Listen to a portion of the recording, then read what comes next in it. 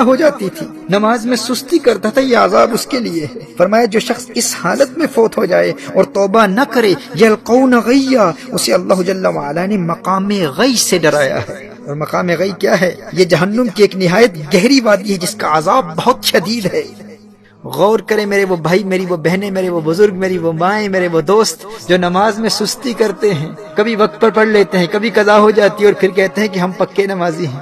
امام ابن حجر اور امام ذہبی نے کتاب الکبائر میں ایک واقعہ نقل فرمایا، ایک عورت کا انتقال ہو جاتا ہے اور اس کی تدفین کے بعد اللہ جل وعلا اس کے قبر کے عذاب کو اس کے بھائی پر منکشف کر دیتا ہے۔ اس کے بھائی کا کچھ سامان قبر میں رہ جاتا ہے۔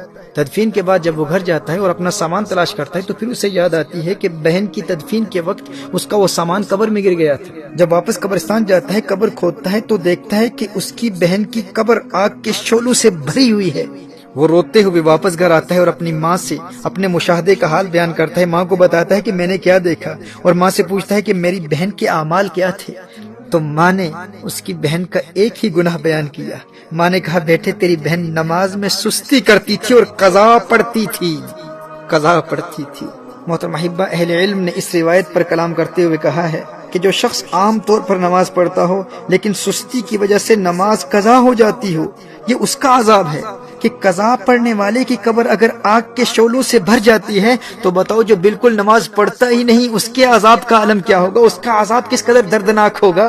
میرے دوستو، جو ایک نماز بھی بغیر عذر شرعی کے قضا کرتا ہے اس کا جرم زانی سے بڑا ہے، قتل کرنے والے سے بڑا ہے، چوری سے بڑا ہے، ڈکیتی سے بڑا ہے، رشوت سے بڑا ہے۔ جو نماز میں سستی کرتا ہے، اپنے وقت پر ادا نہیں کرتا، قرآن کریم کی اس آیہ مبارکہ کی روشنی میں یلقون غیا، جو نماز میں سستی کرتا ہے، نماز اپنے وقت پر ادا نہیں کرتا، اسے جہنم کی گہری وادی جس کا نام غی ہے اس میں عذاب دیا جائے گا۔ تو جو نماز پڑھتا ہی نہیں اس کا عذاب کس قدر دردناک ہوگا۔ میری آج کی یہ گفتگو اس کے متعلق نہیں ہے جو نماز بالکل پڑھتا ہی نہیں ہے، یہ اس کے لیے ہے جو نماز میں سستی کرتا ہے، قضا کرتا ہے۔ آج جتنی روایات پیش کر رہا ہوں یہ اسی حوالے سے پیش کر رہا ہوں، لیکن اس سے ان لوگوں تک بھی پیغام پہنچنا چاہیے جو بالکل نماز پڑھتے ہی نہیں۔